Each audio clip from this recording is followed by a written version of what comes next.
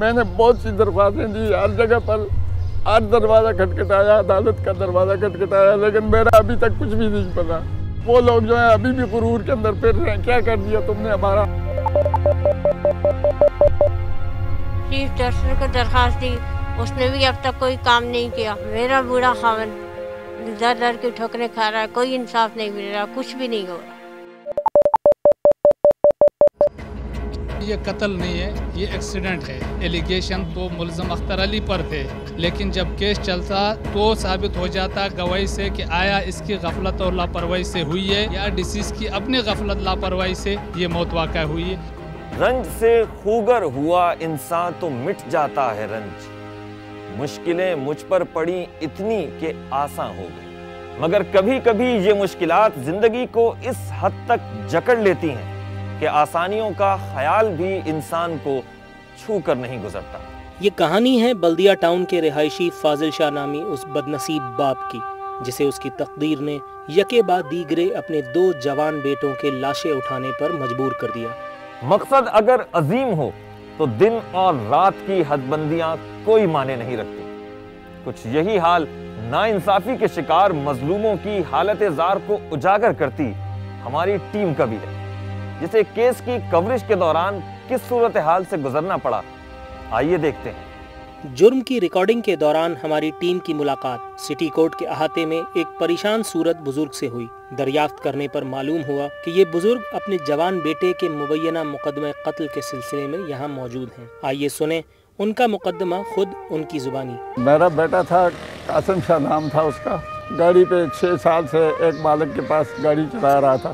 26 جنوری 2009 کو گاڑی کا پٹا کہیں ٹوٹا ہوا تھا، تو وہ کنڈکٹر نے مطلب ہے کہا کہ مالک بولتا ہے کہ یہ پٹا ٹوٹا ہوا ہے لیکن ابھی ٹرپ لگا کے آؤ۔ میرا لڑکا جیسے ہی نیچے اترا گاڑی کو پٹا دیکھنے کے لیے، تو اس نے گاڑی کو اوپر سے چلا دیا اور اس کی بغل باہر آ گئی اور ادھر ہی مطلب ہے وہ فوت ہو گیا۔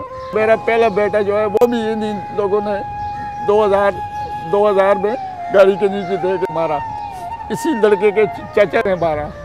یہ واقعہ ہے جنوری 2009 کا، جہاں ایک منی بس کی زد میں ایک قاسم شاہ، مرحوم قاسم شاہ مدعی فاضل شاہ کا بیٹا، وہ زد میں آ کے ہلاک ہو گیا۔ تھانہ سعید آباد نے جس کا FIR مرڈر کے بجائے 320 قصاص دیت میں یہ FIR کاٹی جاتی ہے۔ اب قصاص دیت کا جو 320 کا سیکشن ہے وہ ہے بیلیبل اگر ہمارے پاکستان کے قانون میں۔ اب اس کیس میں یہ صورتحال ہے کہ ملزم نے ضمانت تو لے لی ہے، لیکن ضمانت کے بعد ان کو پتہ چلا کہ اس کیس میں چونکہ پکے گواہ ہیں اور کیس اسٹیبلش ہو چکا ہے، ان کو سزا ہونی ہے۔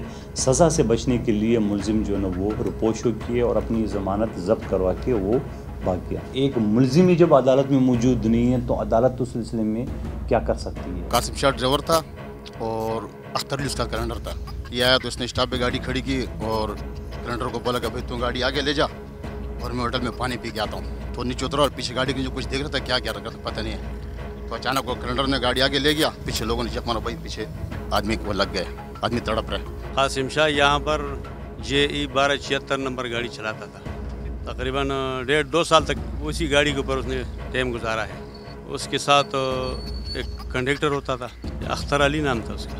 گاڑی کا مین پٹا ٹوٹا ہوا تھا، اس نے مالک کو فون کر کے کہ بھائی مین پٹا ٹوٹا ہوا ہے۔ مالک نے کہا کہ بھائی میرے پاس ابھی پیسے نہیں ہے، کمانی والوں کو بتا دے، اگر وہ ادھار کام کرتے تو پھر کام کر لیں گے، پھر بعد میں اس کو پیسے دے دیں گے۔ قاسم شاہ نے گاڑی لا کے سٹاپ پہ اور اپنے کنڈکٹر سے کہا کہ بھائی آپ گاڑی وہاں لے جب میں پانی پی کے آتا ہوں، اور یہ گاڑی سے نیچے اتر کے پٹا چیک کر رہا تھا۔ کنڈکٹر نے گاڑی چلایا تو وہ گاڑی کے نیچے اس کا یہاں یہ حصہ گاڑی کے نیچے آیا۔ میں تو یہ سمجھا کہ یہ کوئی پاگل گاڑی کے نیچے، بعد میں پتہ چلے کہ قاسم شاہ جو ہے گاڑی کے نیچے آ گیا۔ آفینس جو ہے چونکہ بیلیبل تھا تو ان کی ہم نے شورٹی دے کر جو ہے بیل آؤٹ کرایا، تو یہ دوبارہ گاؤں چلے گئے۔ گاؤں سے جو پہلے والے شورٹی تھے اس نے ان کو دوبارہ گاؤں سے بلا کر لے آیا، تو ان کو ہم نے جیسی کرا دیا، جیل بھیج دیا۔ پھر اس کا کیس ٹرائل ہوا۔